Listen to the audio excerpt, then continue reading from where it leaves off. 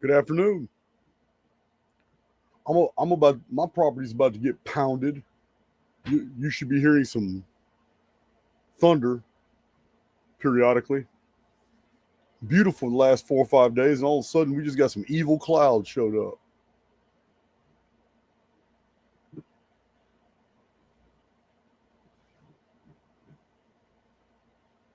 Mm.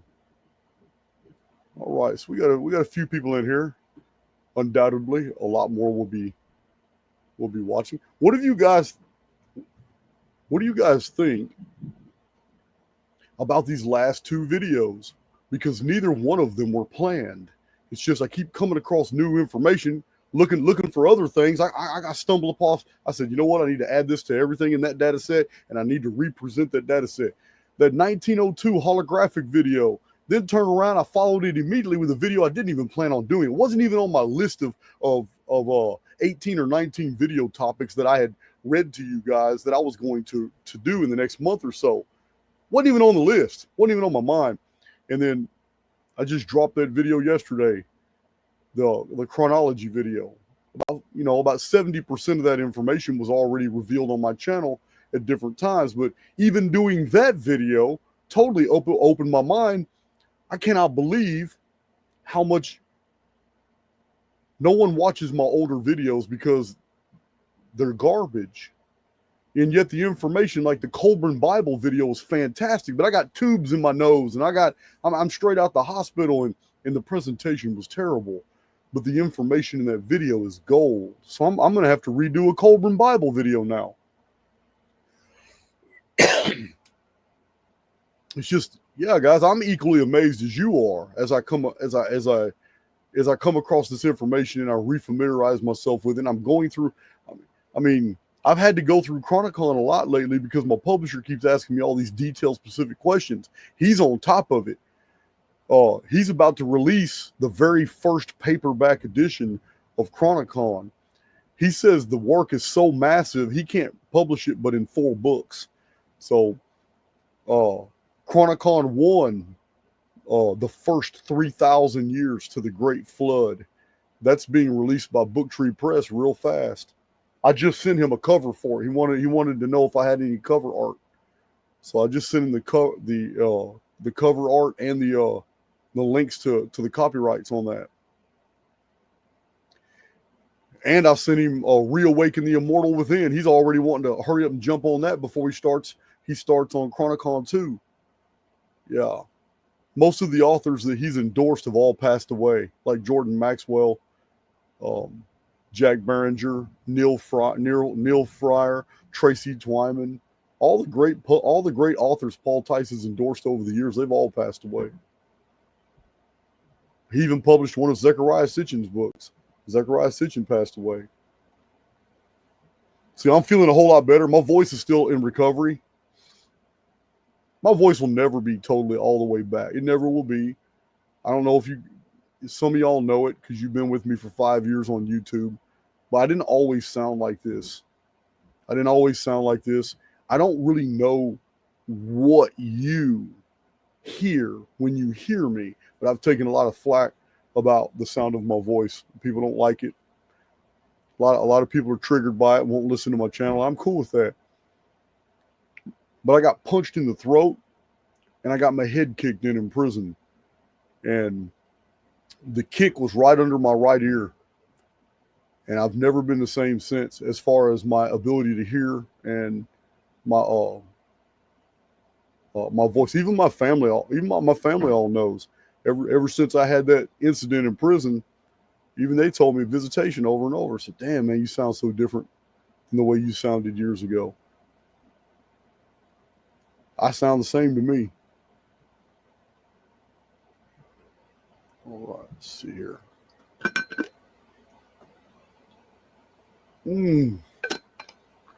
All right. Thank you, Krusty.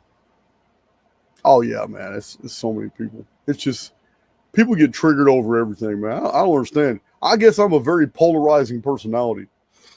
You guys know I spent 2 years with Don, and I don't have any relationship background You guys know I spent 26 years in prison. And it wasn't just any 26 years. It was my formative years. I was a 17-year-old kid when I went down.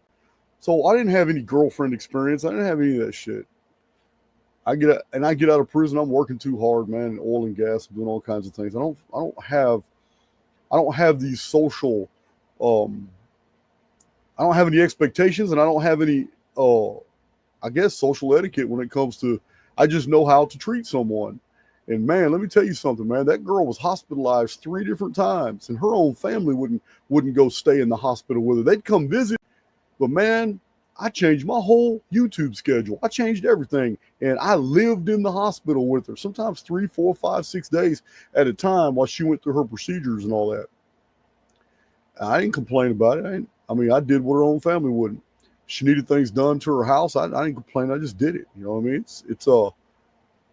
It blows my mind how toxic she's become. She's still on Facebook talking shit about me. I couldn't believe it when people were sending me screenshots like, wow, we broke up almost a year ago. I fired her 4 months ago, and she cost me a fortune.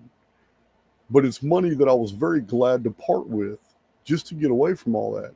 And I'm still not away from it. Oh my God, man, I'm still getting screenshots from people of this toxicity. She even has a small following of all Jason haters. It's like, God damn, man. I'm so glad I'm not on Facebook. I'm so glad I can't see all that shit. So stupid, man. So dumb. It's like, damn, man. I'm not gonna lie, man. It's really kind of poisoned my. You know what? I'm still 52. I'm young. I'm in great shape. You know what? I'm high energy. But man, that whole experience has really got my guards up. I just don't even want to date. I just don't want to do it anymore. I don't want to go through none of that shit ever again. I might be single the rest of my life. Just sucks. But you know what? My peace is not for barter at all. At all. Just crazy, man. And then what's further crazy, we're about to get on this NFL stuff. I got some stuff to show you, but I'm just telling you what's on my mind. I can talk to you guys about things I cannot say on YouTube. But another thing that was interesting to me was the guy Chief Ironbush. I said, damn, man, even after I got all the screenshots of him talking shit, talking cash shit about things that, you know, he didn't even know he's talking about. I still invited the man onto my channel because my community and his community wanted that to happen. Just like Micah Dank. I'm not feeling that dude at all, but I still invited him to my channel. Just like that troll that entered the chat the other day. I could have blocked him and got him out at any time. I let him go on and go on and go on and go on. Listen, man, I got real thick skin. But this is just so weird that Chief Ironbush, who I've fallen out with for reasons I really don't know, and after I did a fundraiser for him, I've only done 3 fundraisers the whole time I've been on YouTube. One of them was for him. My heart reached out to him because he lost his wife and he had children to raise and all that, and he was asking his community for money, and his community is no longer nowhere near the size of my community. So I did a fundraiser for the guy. The dude never sent me a thank you email, never did anything. And I know 2 people that are big donors and both told me that they hooked him up. Nothing. Not a thank you, not a public mention of it at all. Yeah, man, he just went on the attack. And now Don's his best fan. Don's in his chat every day. Don, I don't even care, man. I don't follow. Other people are telling me this. I don't watch Chief Ironbush, but now she's like attached herself to his community, and all they do is Jason bash. It's like, wow, man. I don't have the energy for that. There's too much going on. There's too much awesome stuff going on in life for me to be focusing on a negative. It's so crazy. It's so crazy, man. Blows my mind. Yeah, man. It's so crazy. Kind of makes me reevaluate the whole way I met her. I met her because I answered her email. I go through all my emails. I answered her email. When I answered her email, she said she was local and she's a part of a group, the Unfuckers, and they were wanting to know if I was the real deal or not. And or if I'm AI or whatever. And I said, well, shit, you can invite me to a coffee sometime and you can find out real fast if I'm an AI. Instead, she invited me to dinner. Crazy. But anyway, aside from all that, we got some NFL to talk about real quick. I don't know the extent. Hi, Jasmine. I don't know the extent of the NFL group part. I'm going to have to look into it. But this video here is to provide some direction, to understand what's going, the inner workings of my mind, because I have a tenet that my research follows a tenet. Well, it follows many tenets, but one of those tenets is that if we're going to show something to be true, or if we're going to ascertain the accuracy of something, we've got to do it from multiple different vantage points. So NFL predictions are not going to be near as simple as any predictions we've ever done before. I plan on executing overkill, because I want to nail down a system that is going to blow people's minds. Like, oh shit, this is deep. Yeah, this can actually be turned into a massive app. So follow me right here. This is the guidance and instruction that you're talking about right here, Jasmine. I'm going to share my screen. I'm going to go through this, and I'm also going to ask for feedback, because some of you guys have probably saw other things that I've missed. But this is exactly how I want to move forward on the NFL. And a lot of this can be executed now. People can start doing it now. And once you see this list, you'll understand why one man can't possibly do all this. Just can't. It takes a team effort.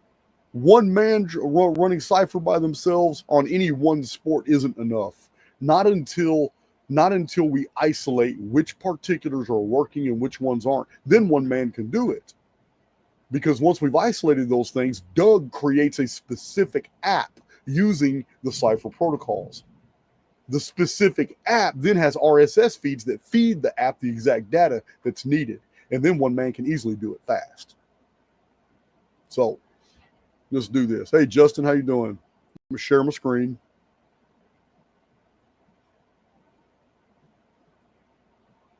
Oh, man, I can hear that rain now. All right. Just because I'm sharing my screen, this is not a public video. I can't verify that you guys are seeing my screen. There's no way for me to see that. So real quickly, in the chat, tell me, are you guys seeing this list? It's a Microsoft Word document. Just tell me, are you seeing me move this list right now on the screen? Because if you are, then I can continue. Thank you, Kevin Moss. All right. So we're going to need a volunteer or volunteers for the blue group. We have these NFL predictions are separated by groups. As you can see, we have type 1 through type 6 predictions are all in blue. Then following in red, type 7 is all by itself. Type 8 is green. It's all by itself. Then we have reanalysis. So these are simple to complex. I'm going to let Jasmine in the group figure out who wants to do what. A type 1 prediction, somebody's going to be in charge of just type 1 predictions, or they may take on, because it's a blue group, they may take on type 1, 2, and 3, however you feel, however you want to do it. But a type 1 prediction is very simple. This is basically what I did with the last 6 weeks of NBA. A type 1 prediction is only measuring the last 2 wins of both teams that are playing each other. So starting with week 3 NFL, once we have the data from week 1 and week 2, we begin our predictions with week 3. Starting with week 3 predictions, we will be running the last 2 wins of each team that is playing. It's going to be 15 games a week. Each team that is playing each other, all we do is it's real simple, is just put in Cypher the last 2 dates for each team and see what the output is. output's not going to be a lot because you're not inputting a lot. That's a type 1 prediction. It's very simple. It will be charted. We need to develop a chart that says type 1 prediction get week 3. And then for week 4, type 1 prediction. So it needs to be a chart that separates every week of the NFL. But every week of the NFL, it needs to, on the chart, it needs to show type 1 prediction output, type 2 prediction output, type 3 prediction output. Now, so a type 2 prediction differs from type 1 in one simple way. Instead of only measuring the last 2 wins of each team playing each other, a type 2 prediction is measuring all the wins. So since week 1.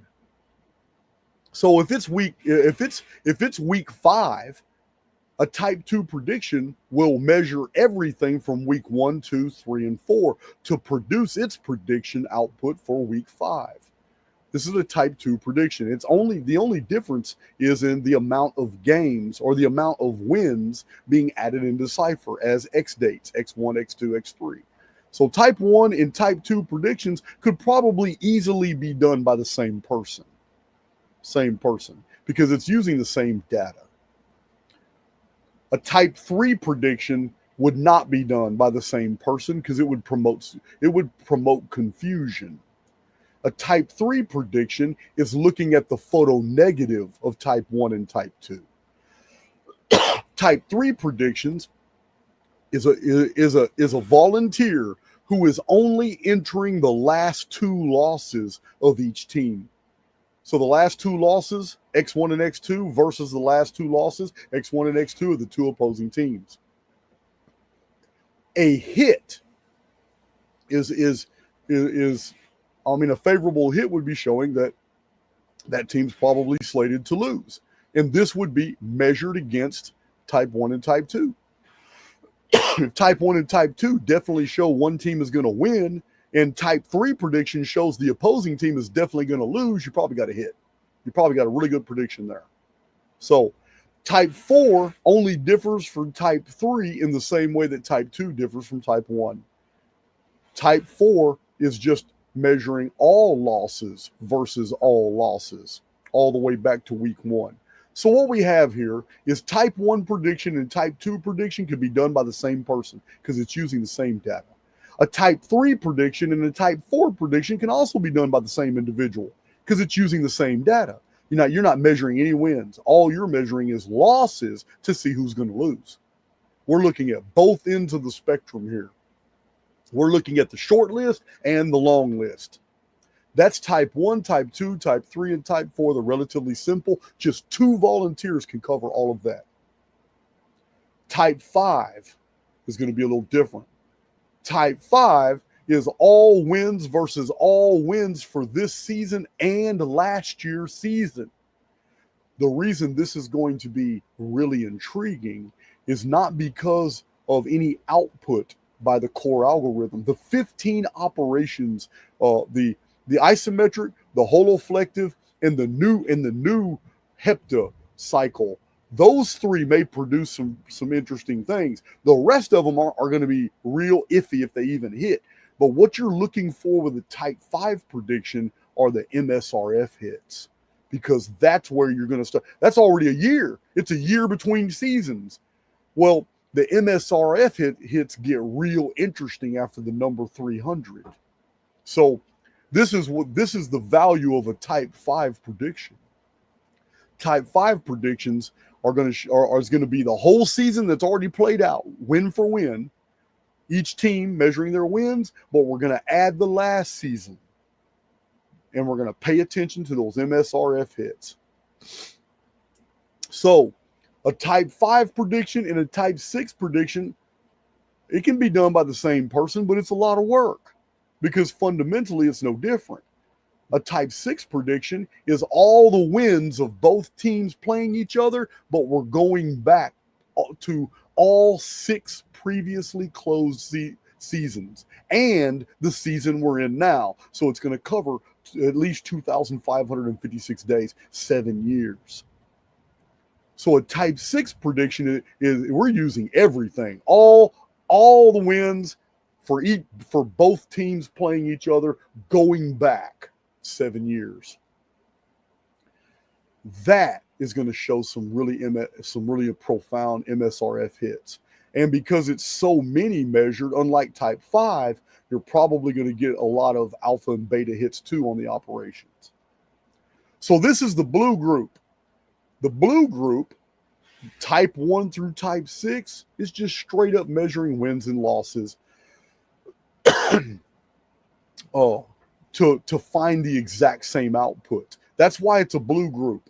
You're measuring wins to find wins. You're measuring losses to find losses. And then the orders of magnitude are just how far you go back. That's the difference between type 1, type 2, type 3, type 4, type 5, and type 6. But with type 7, it's red because it's fundamentally different than types 1 through 6. Theoretically, types 1 through 6 could be 3 separate volunteers. Now, some of you might be workaholics and you have all the time in the world and you're super interested in it. And theoretically, one person can do all 6 because it's fundamentally the same shit. I wouldn't suggest it because you're going to get confused. Human error is going to creep in. If the same person is measuring wins, that's also measuring losses. Yeah. So the person doing type 3 and type 4 shouldn't do type 1, 2, 5, and 6.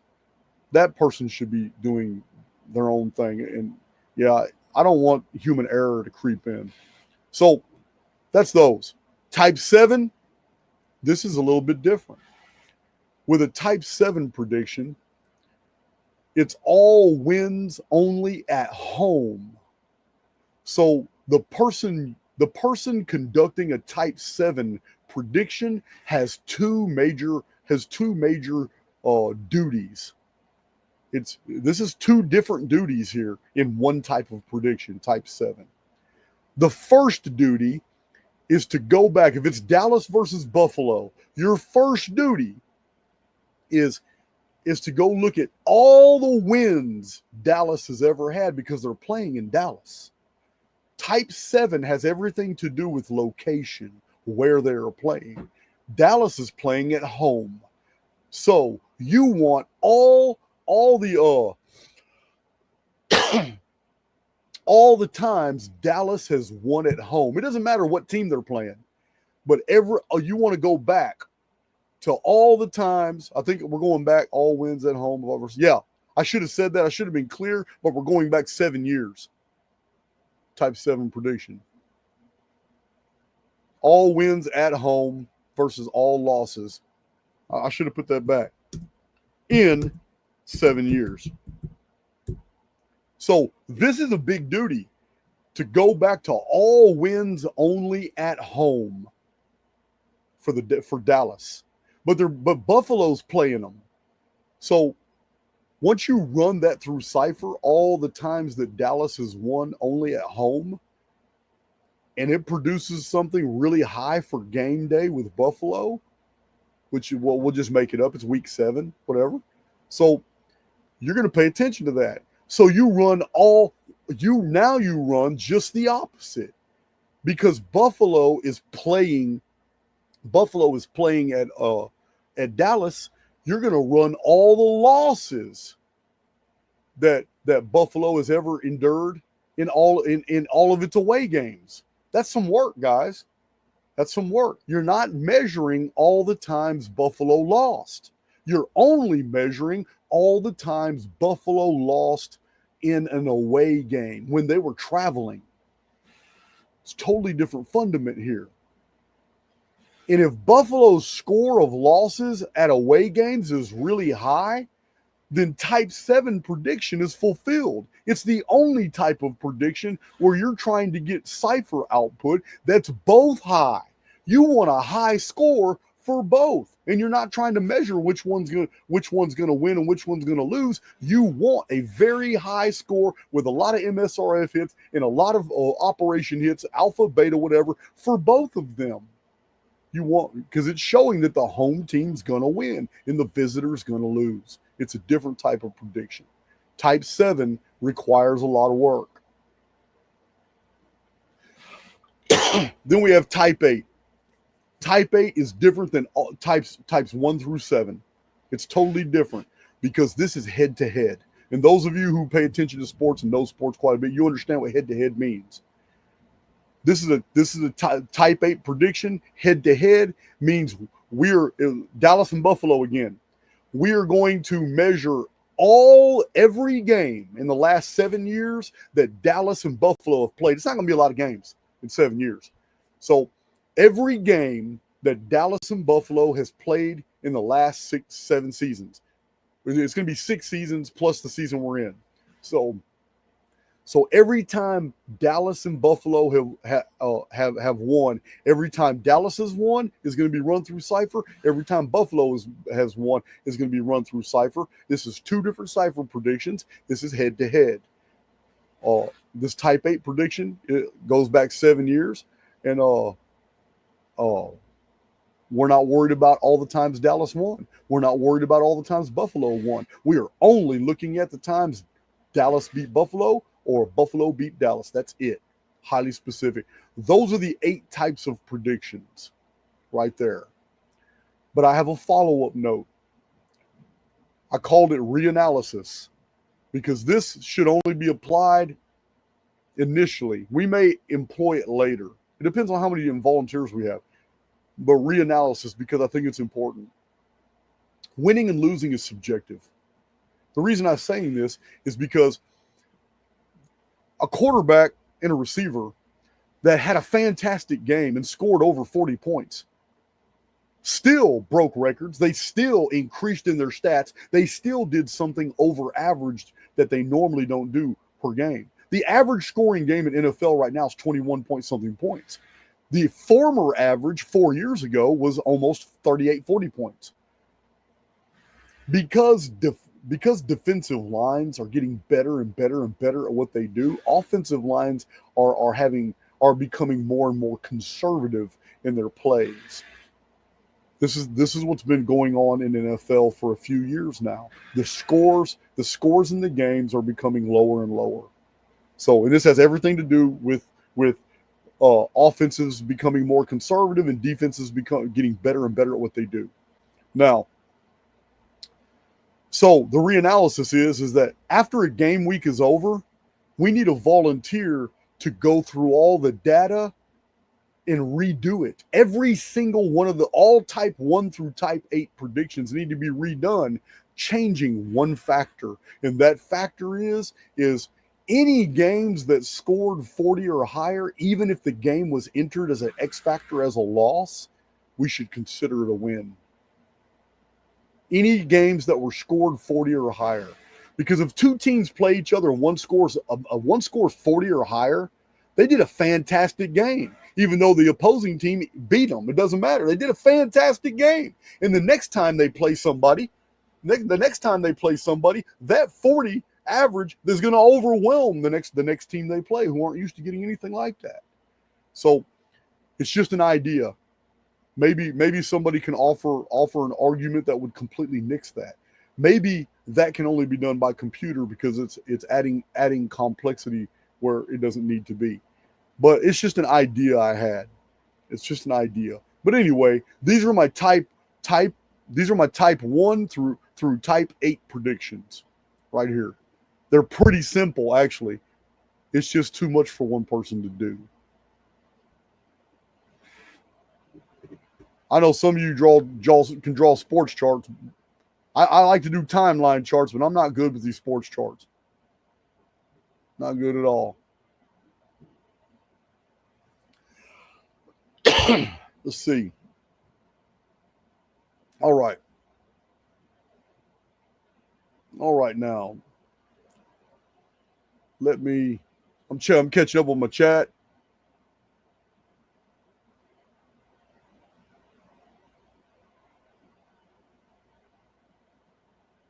I don't understand why are you asking me, Lewis Norris, why are you asking me to only go back 6 seasons? You can't go beyond that. You can't go beyond 6 seasons. The MSRF stops at 2,556 numbers. 2,556 is 7 years. You won't get any MSRF hits after 7 years. Oh, I see you already answered him, Kevin. Yeah, after a while, you have to understand too, Lewis.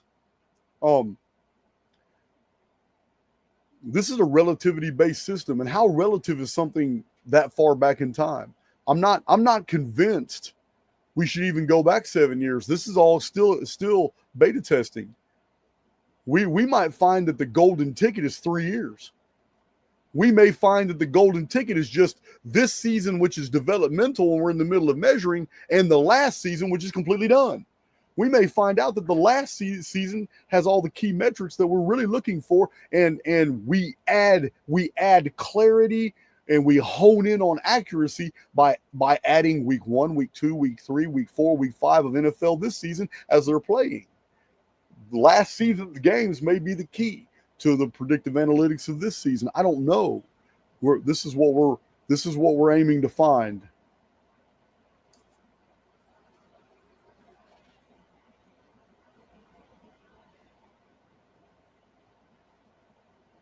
Lewis Norris, you got to be more specific, man. Would you not want all losses at home and all losses on the road too? We have that here, except for one of them. Yeah, type 1, type 2, type 3, type 4, type 5, they all involve all losses home and away. Home and away. They all involve all wins and wins. Type 6, type 7 is the only one that's different. Type 7 is a totally different new method of analysis, never attempted, never tried before. So if Dallas is playing Buffalo at home in Dallas, we're going to see what Dallas home games look like because they're playing at home. And we're going to see what the visitors away games all look like.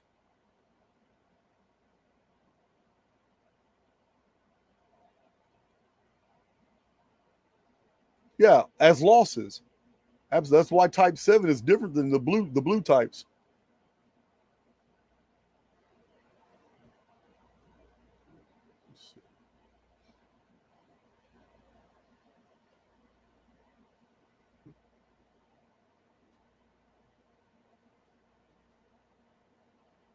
Let's see.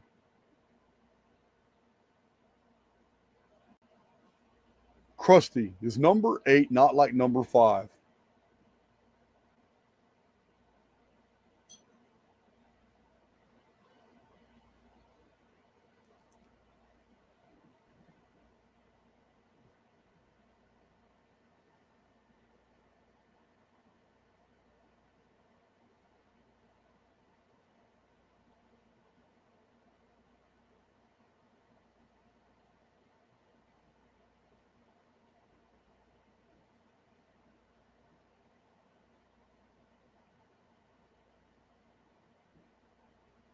Number 5, all wins versus wins. I did already cover that.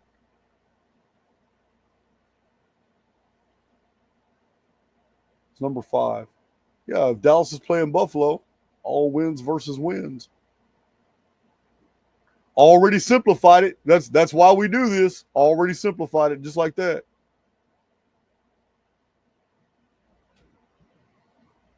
Yeah, in my blue notes, I just didn't call it head to head. All wins versus wins. And last year's season. All wins versus win for this season 60. Yep, it is. Hey, I'm eliminating the green type 8 prediction, taking it right off the list. That totally eliminates that. Krusty, you would find that.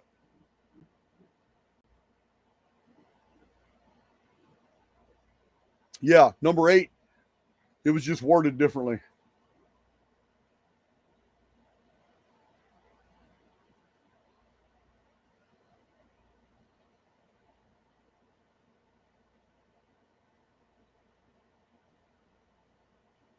So an Excel spreadsheet that will automatically extract each NFL team into one file storing all wins, all losses, all away wins, all away. I'd like to see that. Yeah, I'd like to see the Excel sheet. We would have to divide it into NFL weeks and then put Now it's just seven prediction types. So your chart would be week 1 in NFL, week 2, week 3, week 4, and then all 7 predictions. There would be some room to put the output across the board for each predictions output.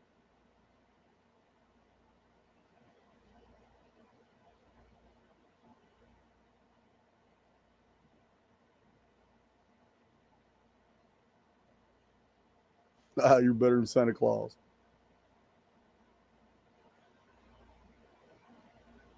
Yeah, I'm Kevin. I'm not convinced going back 6 and 7 years is ideal. I want to go ahead and include it so that we can so that we can intelligently exclude it later. Then again, it might be a surprise. Might be a surprise because the new iteration of the software, we got version 9 now, re-emphasizes a lot of the focus back where it needed to be on the MSRF. And we included the new algo. And we also boosted the rating for the we already had the algorithm in there, but it had a really weak rating. The periphery of a cycle. So that was given a boost. MSRF was given a boost, and then we added the new algo based off 1.38 times 5 times 5 producing 7.08.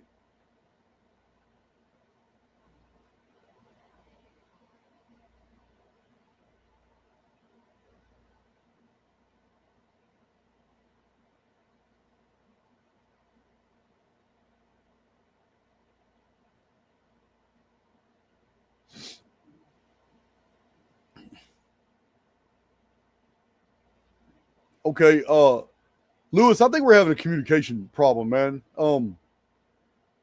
So just to confirm, you want all of Dallas home wins and losses tracked for 7 years, along with their away wins and losses.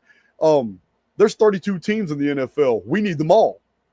I just used Dallas and Buffalo as an example to explain my predictions deals right here. Yeah, we need for each game, it's going to have to be looked up. I mean, we got to have it all.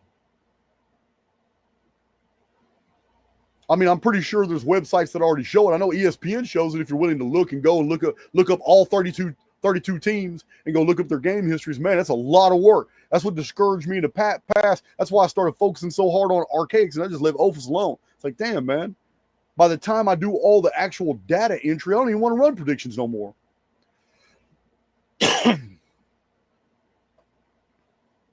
So yeah, if that's what you're asking me, yeah, it's 32 teams.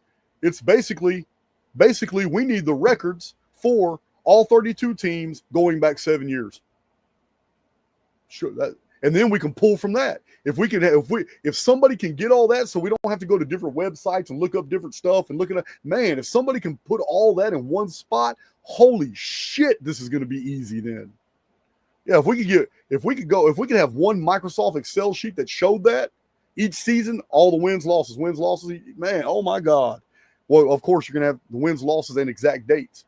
Oh my God, man. That's going to make everything so simple. I've never been able to do it. I got tired after trying to record the seasons for, yeah, it's a lot of work. Data entry sucks. And now that's why I said when this is fully developed, it will be attached to a server that Doug is going to design that we're going to pay for the RSS feeds to produce all that, to give us all that real-time information. But man, without an RSS feed, we got to put it in a chart. And I don't have the time. I don't have the time in my life to do that. Sit there and get all that data. 7 years, 32 teams, seasonal history. Yeah, what are you talking about? 19 weeks, 20 weeks, something like that, 21 weeks, all the way to Super Bowl, something. I don't know. It's a lot. That's a lot. But man, if somebody put it all in one chart, damn, that would be awesome. And then at the bottom of the chart, all we'd have to do is just every week that passes, add in the new data. Man, it would be so easy. It'd be so badass.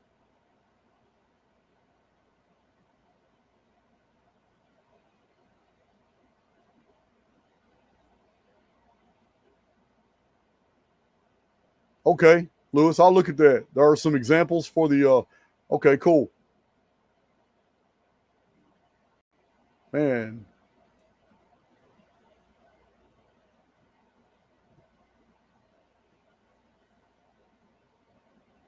I don't know, Jonathan Rogers. It's a good point. He says, I'm worried that each team has its own pivot points, and the time Cypher is wrong is when two teams' patterns cause an interference cycle. Okay. What would eliminate that as being a problem is what I showed you a minute ago about the reanalysis part. If it's too much complexity for right now, but it's something that needs to be looked at when the season is over with, because I have a hunch that if we translated wins to those teams, that even if they lost but they got over 40 points, that kind of changes things, because it means it was a high octane game. There was a lot of energy in that game. There was a lot of excitement. Records are being broken every single game in NFL. So individual players are having a fantastic game, but they still lose because the other team just happened to have a little bit better game. So, like I said, winning and losing is entirely subjective. So I'm wondering if a lot of this, if the system is measuring energy instead of just wins and losses, and we went by an energy-based system we don't have to do it for every single game output. I'm just talking about just those few games where a loser actually scored 40 points or higher. In our data, we would change that as a win. So it would be excluded from some lists in the predictions, and maybe that would make the predictions even better. No, less false readings. Just an idea. Just an idea, guys. Remember, hang on. Let me overthink this. I wear these t-shirts for a reason, guys. Yes, Krusty is impressive, Crystal. Absolutely. Absolutely.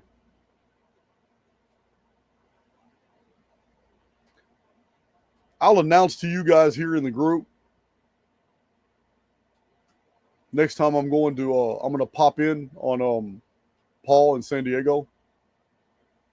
I just don't want to announce it to the YouTube group. I sometimes I just don't want to be deluged with people. I like having 12 to 15 people show up and we all kick it, go to a restaurant together and all. That's great. That's great. Man, that's why I didn't tell anybody I was in Vegas. Those trips I did to Vegas, I normally did a video in Vegas the day I was leaving. And then Justin's in the chat right now. That man hunted me down. He went from sports book to sports book till he found me. And we were kicking ass too, Justin. We were winning all the bets. It's crazy.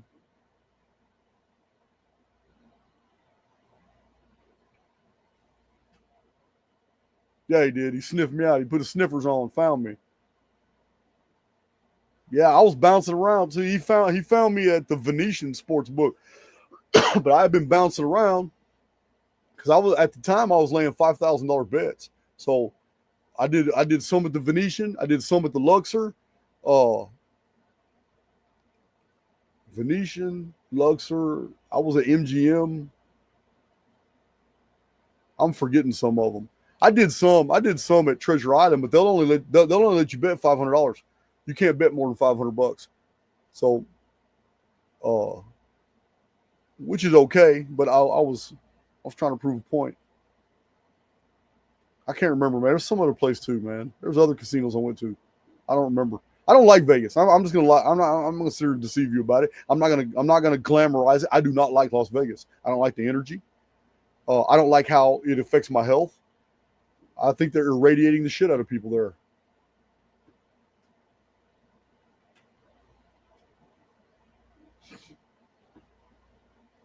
It's crazy.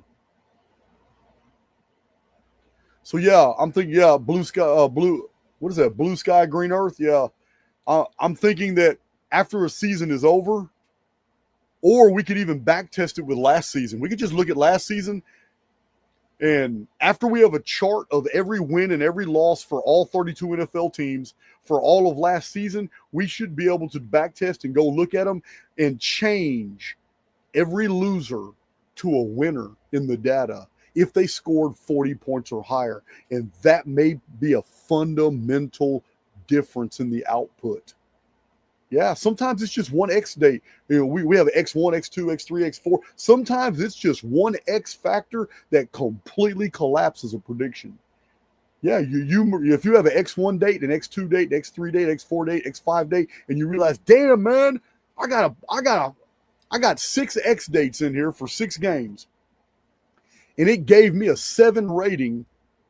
I got 7 rating, and I got 2 MSRFR hits.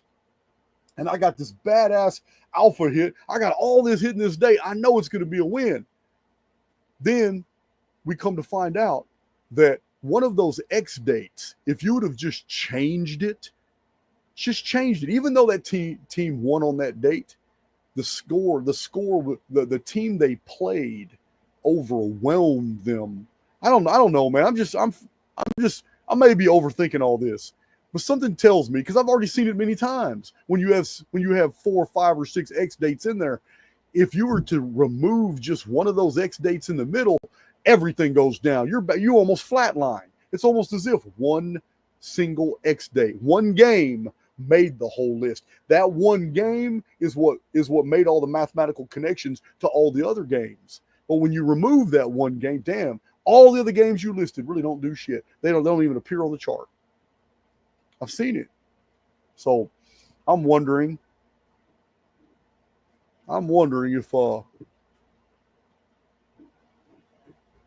if there's something to be found if we were to change that rating system from wins and losses, or keep the wins and losses, but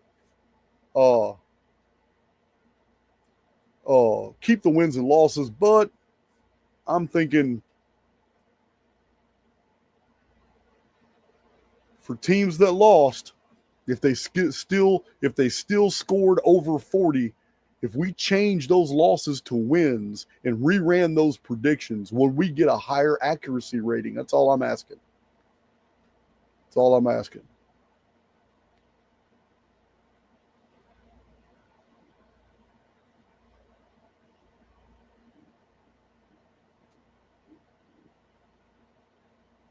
Let's see.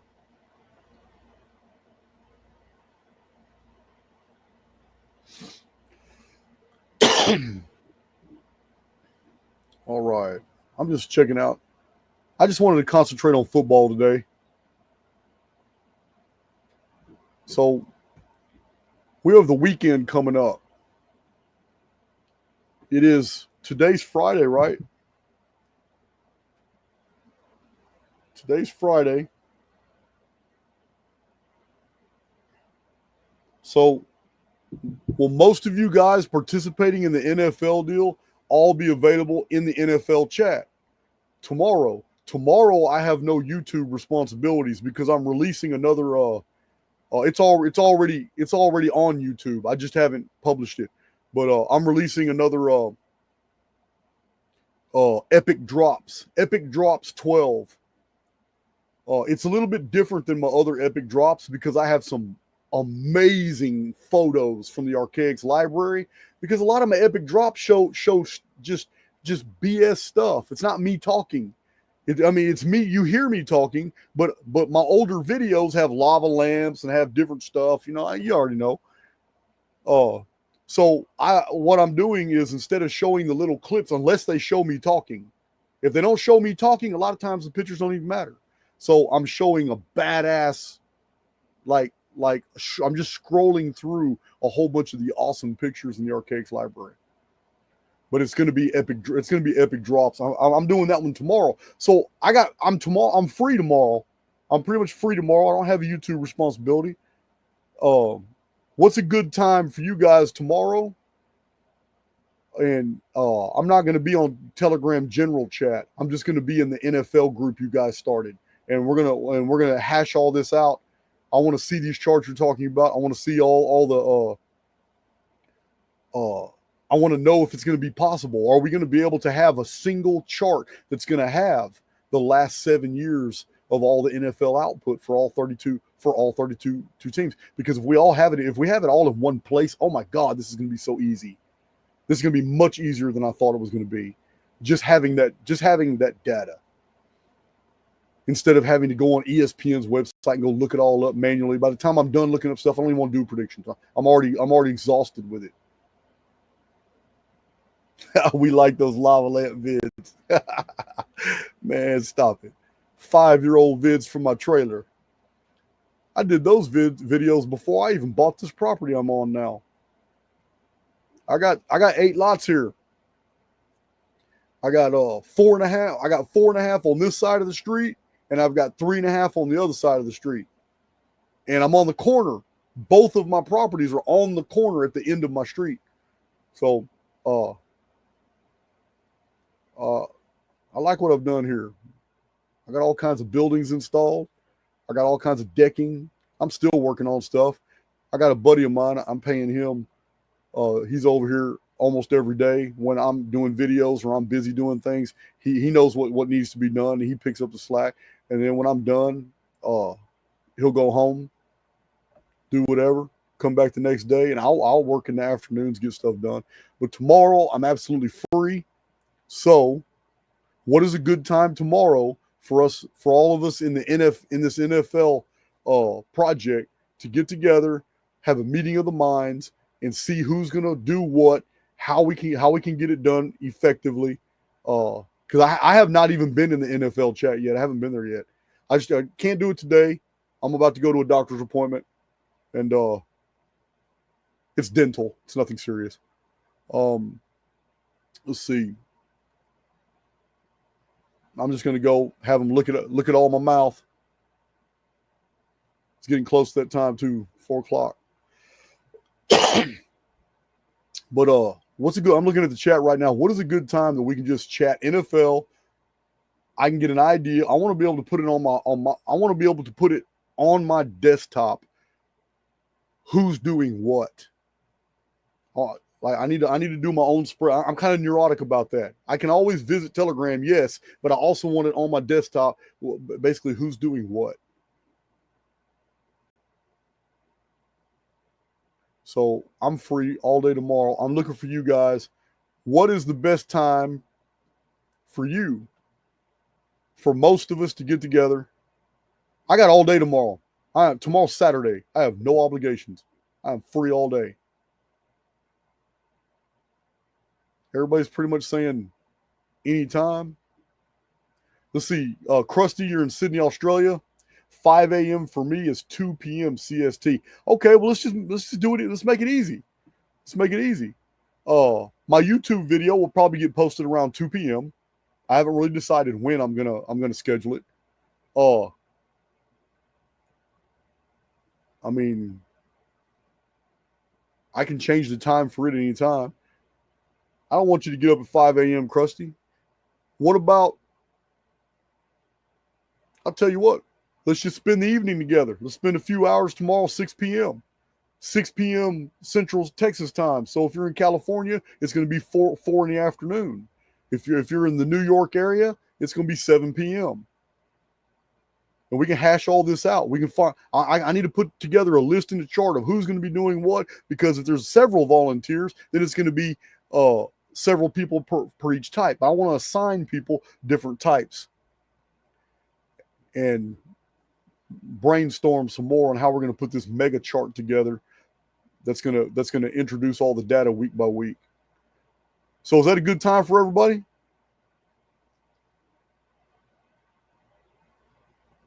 All right, Krusty says he gets up early. All righty then. 6 p.m. Central. Lala Kelly has spoken.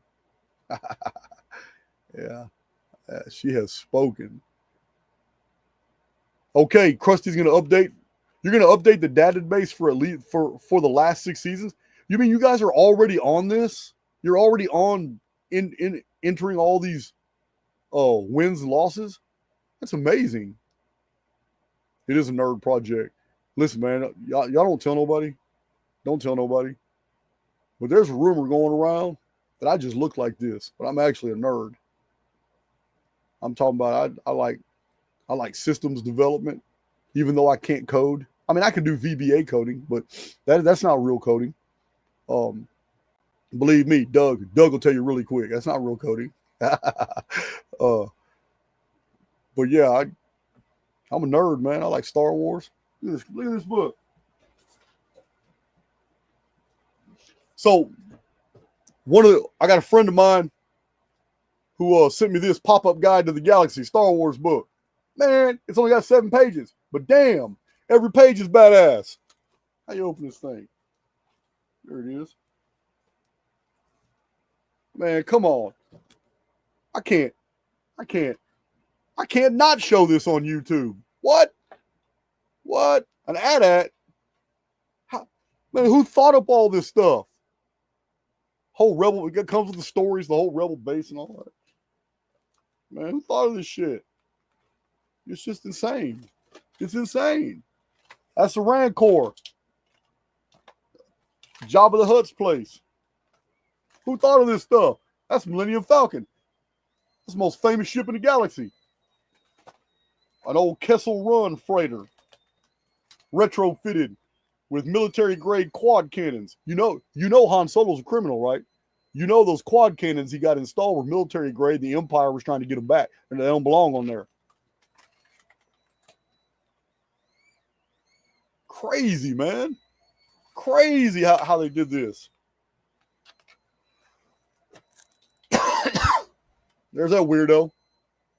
C-3PO and R2-D2. I guess it's all. I guess it's it. Last one. Oh man, it's Lord Vader. Let it be Spaceballs. It's like, how do you get this helmet off of me? Yo, yeah, man. Oh, Crystal, you got it. You got a crush on Han Solo. Well, I'm pretty sure you got to see him again in the Indiana Jones movies.